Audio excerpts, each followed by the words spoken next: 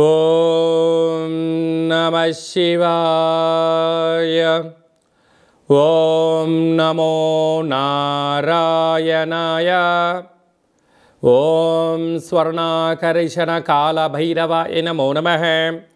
ఓం కాళకాళాయ విద్మహే కాళాతీతాయ ధీమహి తన్నో శ్రీ స్వర్ణాకర్షణ కాళభైరవ ప్రచోదయాత్.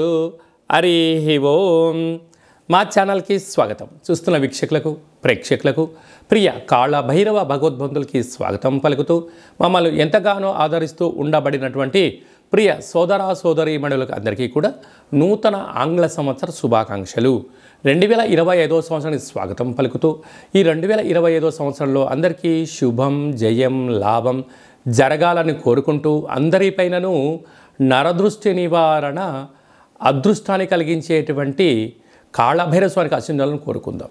అలాగనే 2025 1-1-2-4-6 అనేటువంటి పరిస్థితుల ప్రకారంగా పూర్తిగా కలిపినట్లయితే 5-4-9 అవ్వడం వలన విశేషమైన పూర్ణ సంఖ్య అంటారు.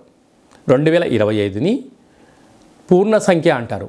తారీఖును నెలను కలిపినట్లయితే 11 సంఖ్య మంచి లాభ సంఖ్య రాబోతుంది. కనుక ప్రభుత్వ ఉద్యోగ ప్రయత్నం చేసేవారికి ప్రభుత్వ ఉద్యోగంలో ఉండబడినటువంటి వారందరికీ చాలా శుభ పరిణామము అని గమనించగలగాలి.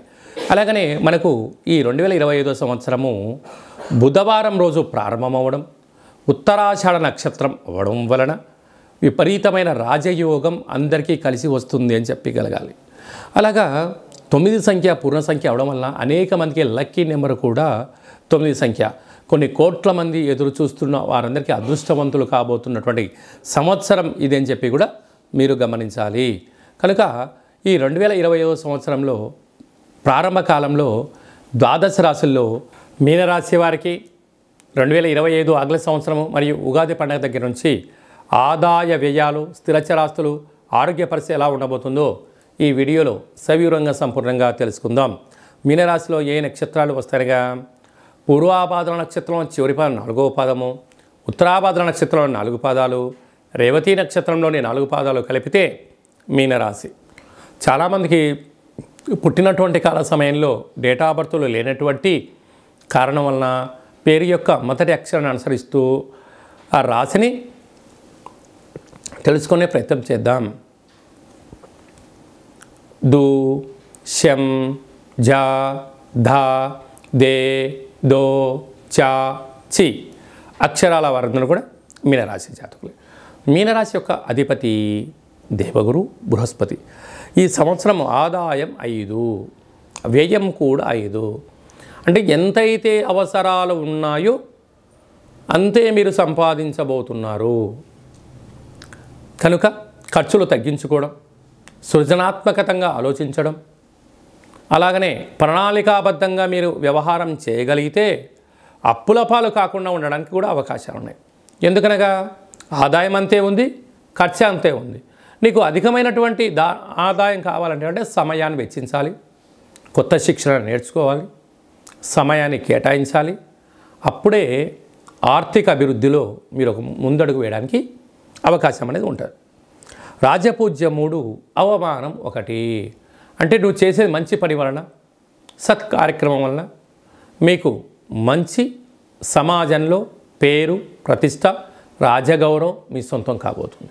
అలాగనే పూర్వాభద్ర నక్షత్ర జాతకులకు మధ్యసున్న కారణం వలన 2025 ఆగస్టు నుండి డిసెంబర్ వరకు మధ్యసున్న కారణం వలన మనోవేదన కనుక ఆర్థిక ఇబ్బందులు పొంచి ఉన్నాయి. తస్మాత్ జాగ్రత్త.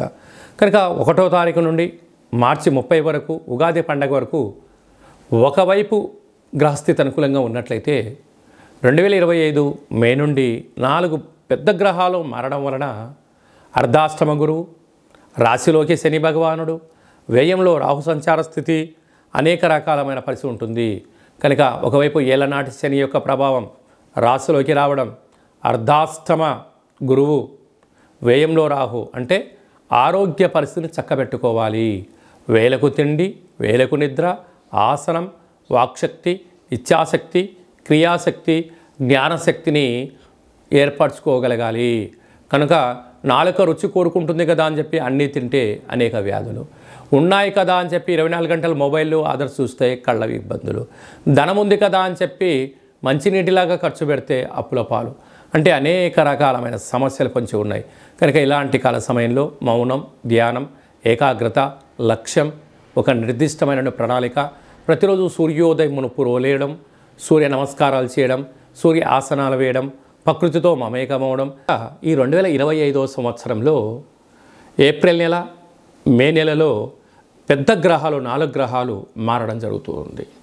రాహుకేతులు ఇద్దరూ కూడా అపసవ్య స్థితిలో మారడం, మీనరాశిలో ఉండబడిన రాహు కుంభరాశిలోకి సంచారం చేయడం, కన్యరాశిలో ఉండబడినటువంటి కేతు భగవానుడు సింహరాశిలోకి సంచారం చేయడం, సరస్వతి నది పుష్కరాల సందర్భంగా దేవగురు బృహస్పతి రాశిలో నుండి మిథున రాశిలోకి సంచారం చేయడం, 2.5 సంవత్సరం తర్వాత కుంభరాశిలో ఉండబడినటువంటి శని భగవానుడు మీనరాశిలోకి సంచారం చేయడం అనేది కొన్ని కోట్ల మందికి గ్రహ గమనాల మార్పు ద్వారా అవకాశాలు, అదృష్టాలు, విజయాలు మన సొంతం కాబోతున్నాయని చెప్పి కూడా మనం గమనించాలి.